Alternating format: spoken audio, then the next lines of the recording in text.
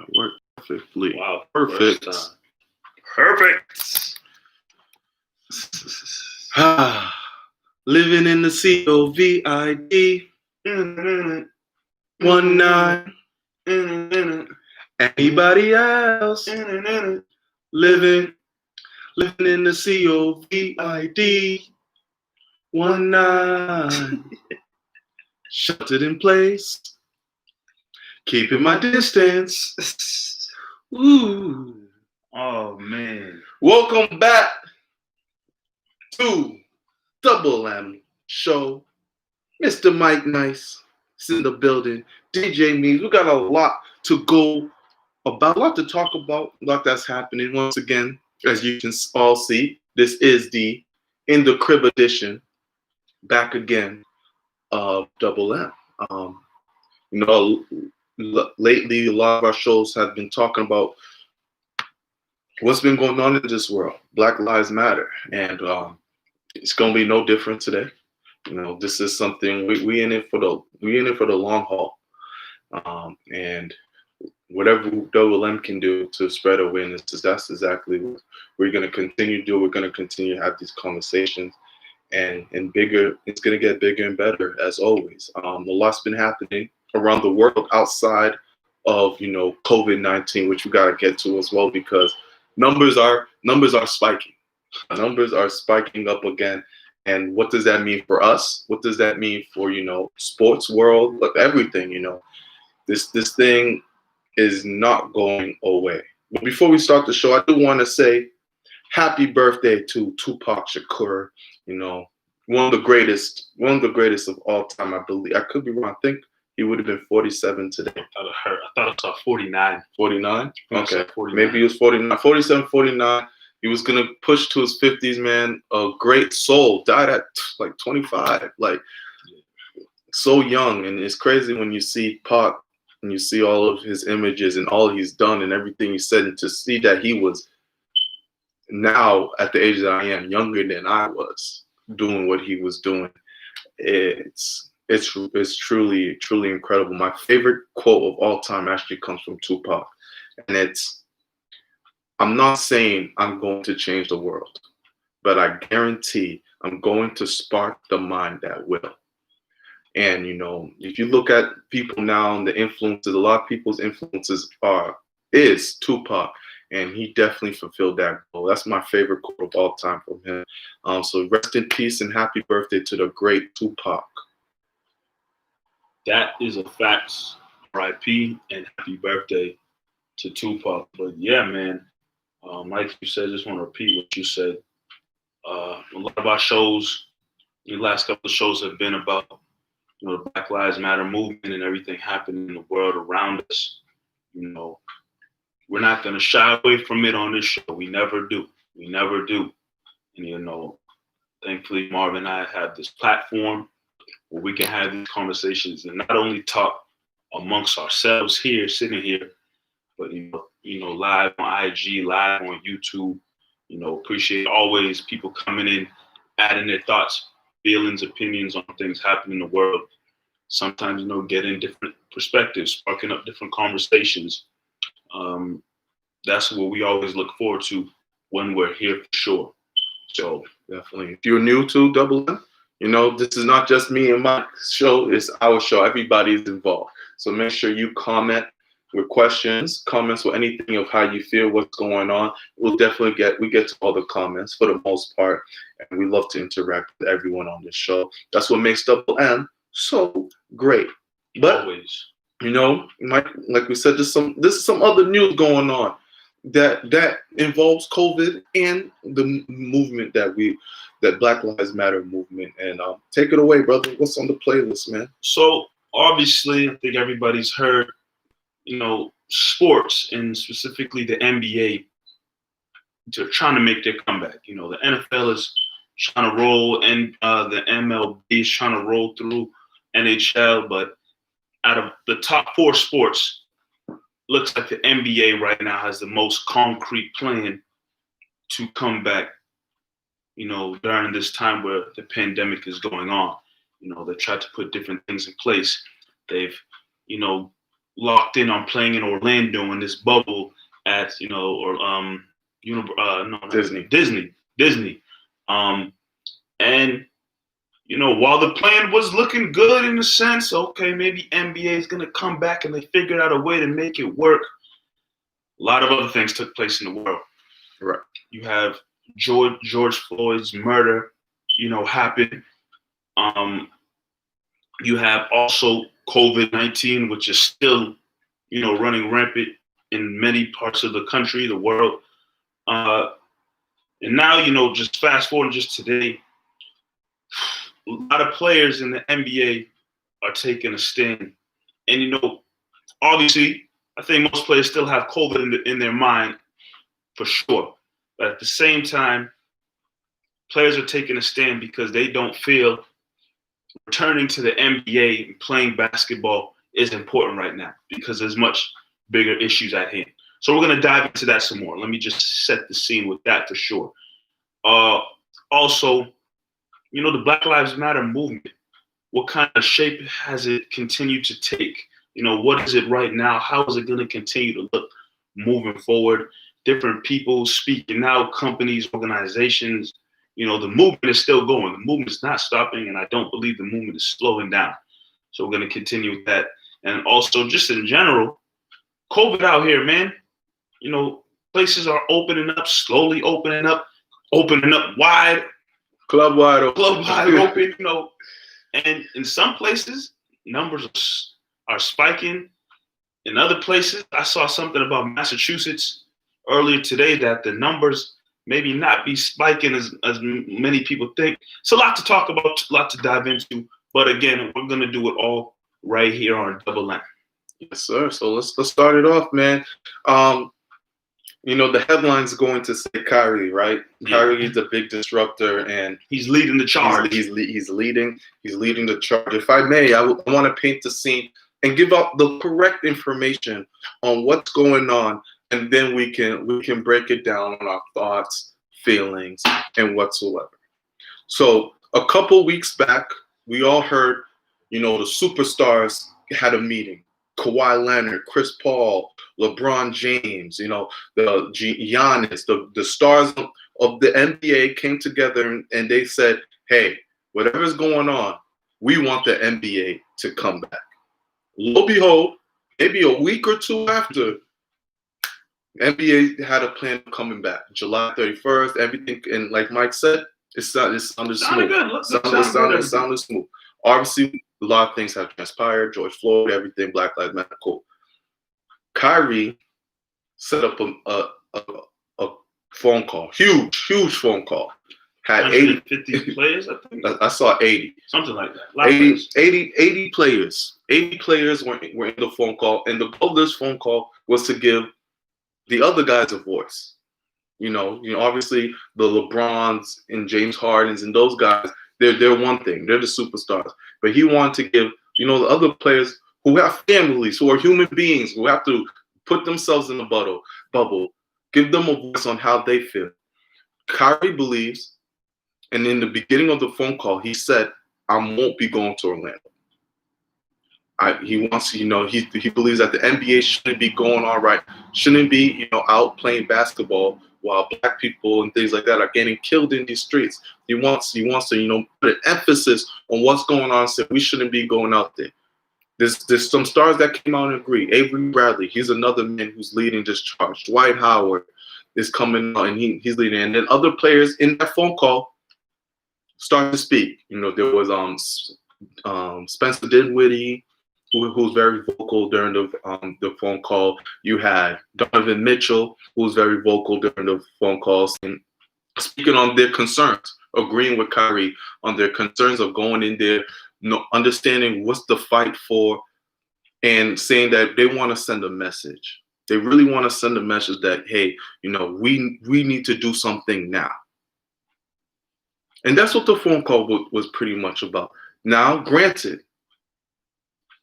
at the end of the phone call, after other players spoke to Kyrie and said, hey, we can still try to find a way to create change. We're still going to find it. Kyrie said, if we're all doing this together, I will go with my brothers to Orlando with you guys. He did say that. He said, if this is what we're all doing, At the end of the, I will go to Orlando to be a unified front with my brothers. That's what he said.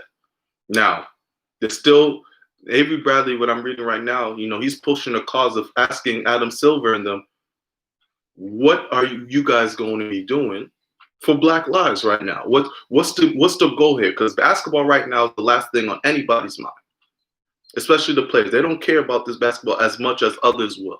Then you have the other side, right? You have the LeBron James, and you got a guy who has a great team right now, is poised to make a championship run. Of course he wants to play ball. This is the one.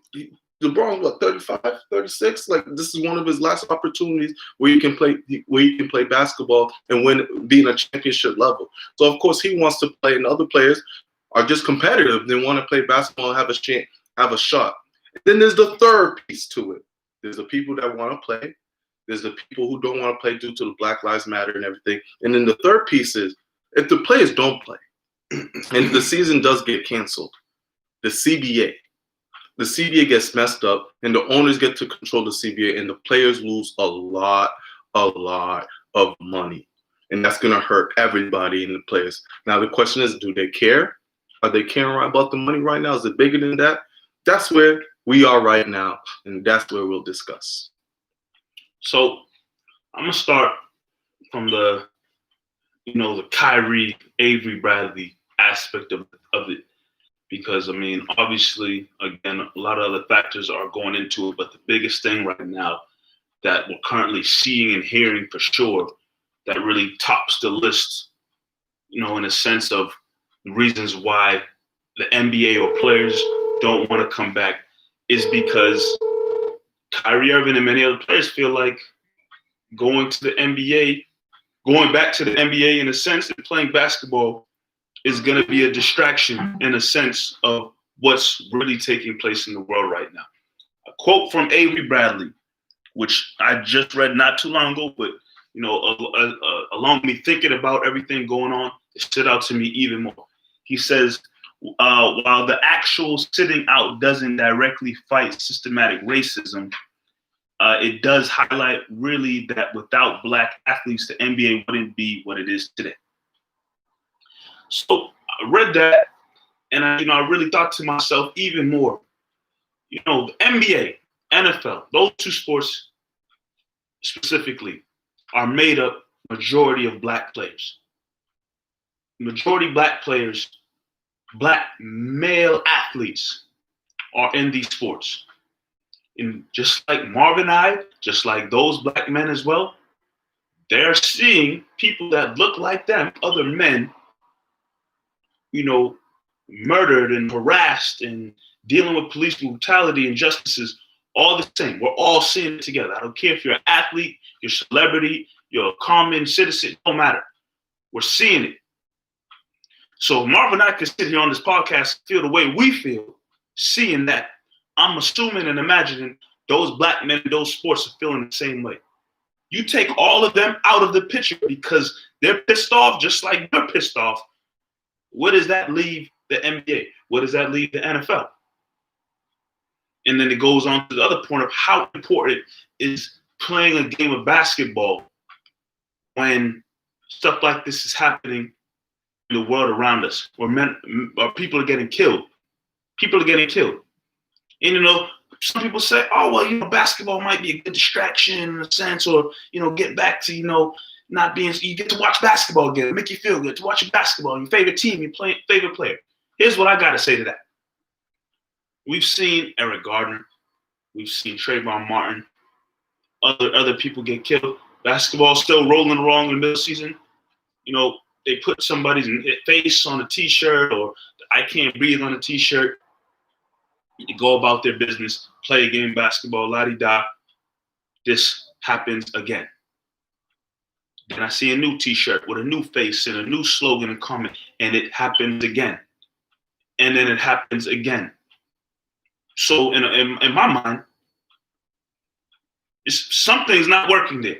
I'm not saying basketball's the issue, like something's like basketball, but obviously I think from Kyrie and Avery Bradley and Dwight Howard, from their perspective, in a sense, they're saying, well, with our platform, with with our celebrity, we got to do something different to play la-di-da while this is happening.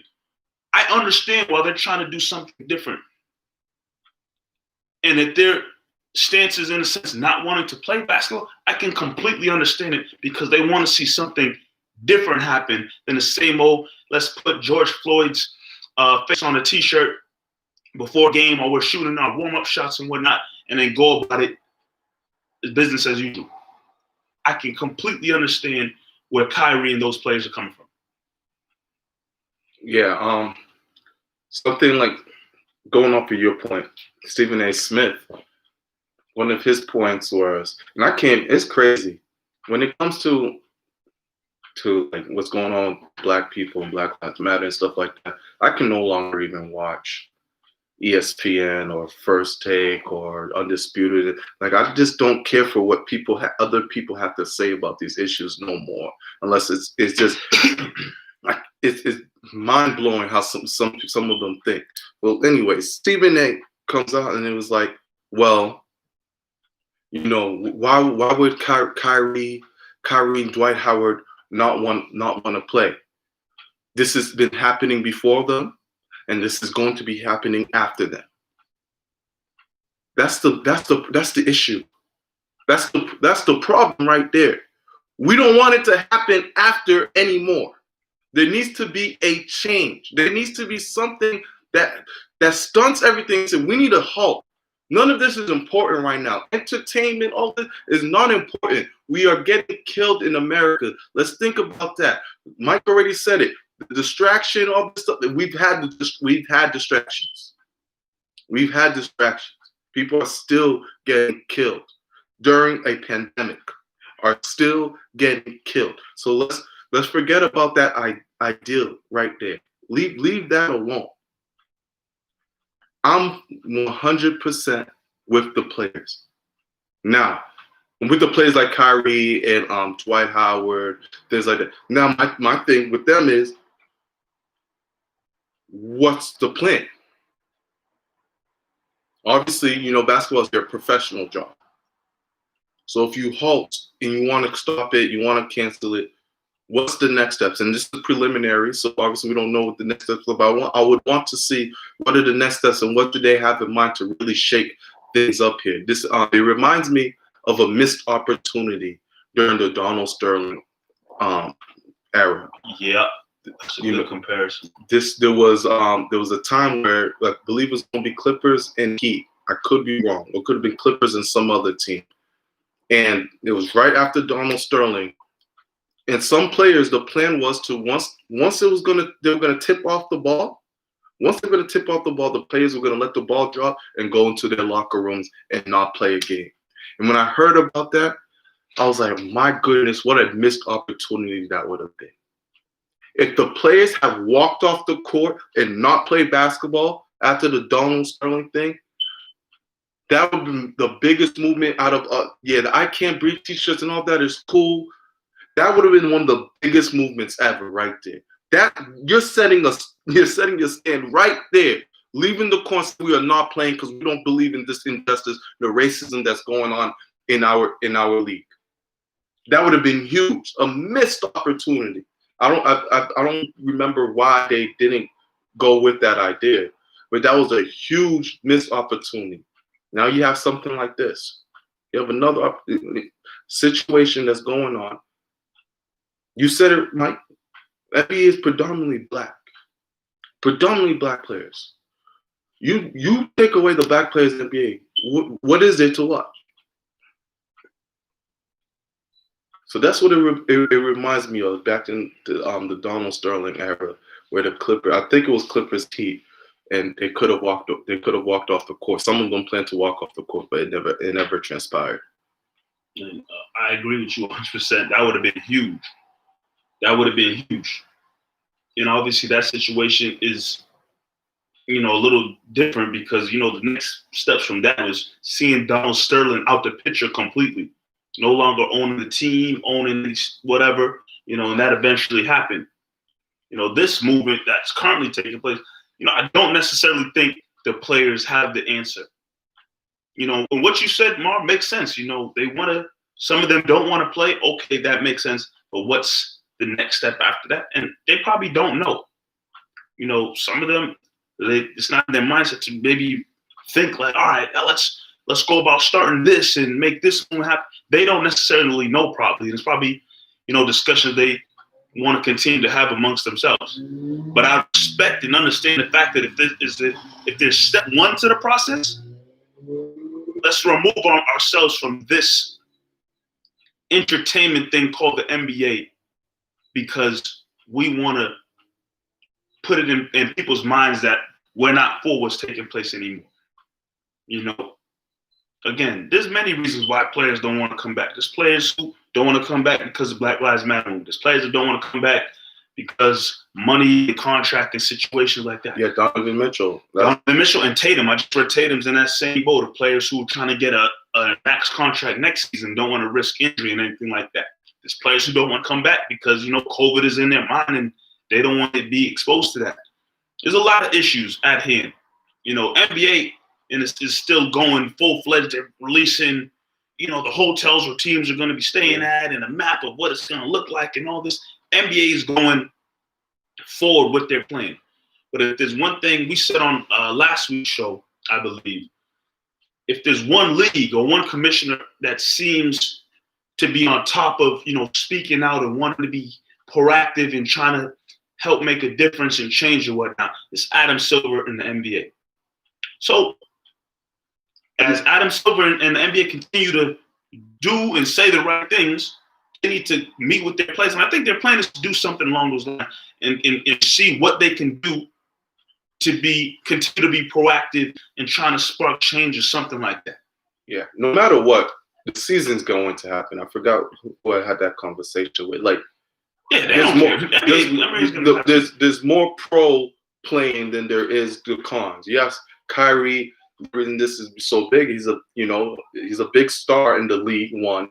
Two, he's notorious with the media, so the media is going to spark on it no matter what happens. Even had conversations with people prior. Once they saw Kyrie try to start the league, it was a lot of negative at first because you just think of negativity with Kyrie late through the media. But you finally get to see what he's doing and understanding that it's such a bigger cause on what's happening right now. And it's funny, out of all four major sports, the NBA is the one that would cancel. Like, they're the ones that they had their season already, and during the end of their season, it blew up. Like the NFL, MLB, they're trying to start up their season. Yeah. So, what's going on, Stacey? But I've lost my train of thought. But yes, there needs to be something. You brought up Adam Silver. Bring up Adam Silver, and I just don't know how much he can do. Because at the end of the day, everything comes down to money. It comes down to money. So the players are going to get pushback, and Silver's going to say, guys, we need to have a season. Now, I'm not going to force you to play. I mean, that's the best he can say. I'm not going to force you to play, and we won't penalize you for not playing. This is during a pandemic. We understand we cannot penalize you for doing it, and try to figure out a way to not F up the CBA for next year, where players who are making so much money right now are not getting hurt by it. Yeah, I feel as if, again, I've been a fan of Adam Silver in the sense of, you know, who he has been and what he's done as a commissioner ever since he's taken over for the late great David Stern. And again, like you said, I don't feel as if stars. I mean, I say Kyrie Irving even said before everything he wasn't even going to play because of his shoulder injury. Right. But I think Adam Silver in the NBA, will respect player decision who maybe don't want to play. I don't think there's going to be any kind of penalty or whatnot. I mean, they're probably going to try to convince him as much as possible in terms of safety and whatnot. But I don't think there's going to be any kind of pushback or penalty for players who want to step back for whatever reason. You know, there's a pandemic going on, and, you know, the social injustice taking place in the world. I feel like NBA will respect that. At the same time, while we are just sitting here saying the players who don't want to play because Black Lives Matter, what they need to do to figure out what the next steps are going to be after they don't play or if they want to not play. On the flip side of that, the NBA needs to be figuring out what to do to try to use their platform. It's like we're using our platform right now, and other people use their platform to speak and speak out and speak up. NBA needs to figure out a way to use their platform to not only just bring back the NBA just to have a season like, oh, basketball must happen. We need to have a championship and MVP. That's cool and all, but it's bigger than that. Way bigger. So I don't care if Adam Silver, I'm saying this. What did I say? What's his name? Silver. Adam Silver. I don't care if you want to have the NBA and players and games and season and playoffs. That's cool and all. But at the same time, you using the platform to have a season to keep that going, you need to figure out, you and your team need to figure out a way to highlight what's taking place in the world as well. And when you say you and your team, you know who his teams are. His teams are the owners. Yep. And the owners are the biggest issue with all of this. The owners, everything about the owners is all about the dollar bill at the end of the day. And it's unfortunate, but you don't see owners in NBA, you don't see owners in the NFL speaking out on what's happening right now. Why? Because that affects their pockets. So it's Adam Silver. This is going to be his toughest right now. But he's been through a lot since he's been a commissioner.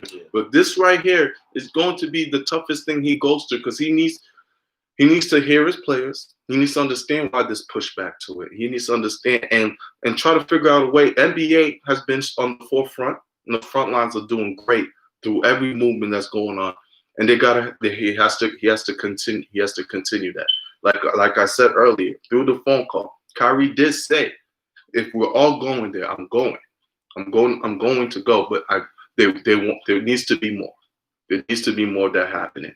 And now, did you see what Patrick Beverley tweeted out? Yeah, Patrick Beverley pretty much. He's talking about him saying what he said about LeBron. Yeah. If LeBron wants to play, and if LeBron wants a season, there's going to be a season. And he's 100% correct. If LeBron were to come out and say what Kyrie said and Dwight and Avery Bradley, there's a huge shift. There's a huge shift. Now something's really shaking with the NBA. Because you're not only talking about the players and the fans and the people who look at LeBron and respect him and as one of the leaders.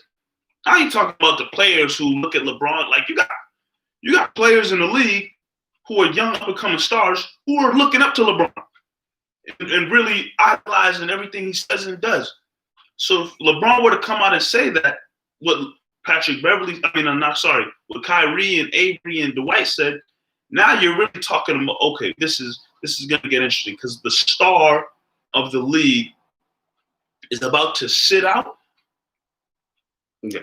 Then now the NBA is really shaking in their boots on, okay, I don't know how we go about this if the face of our league right now, in a sense, doesn't want to come back because of the issues taking place. That would be major. Ironically, Avery Bradley, Dwight Howard are both teammates. That is true. Both teammates of LeBron and not afraid to speak out. That's why I respect what Kyrie did, man, setting up that group call, giving other people a chance to really voice out their opinion. That's really dope of him. He is the vice president of the NBA PA, so that's really a huge step for Kyrie. And so throughout social media, you're seeing this thing where it's Kyrie versus LeBron. Like, oh, here we go again. Kyrie's thoughts versus LeBron's thoughts.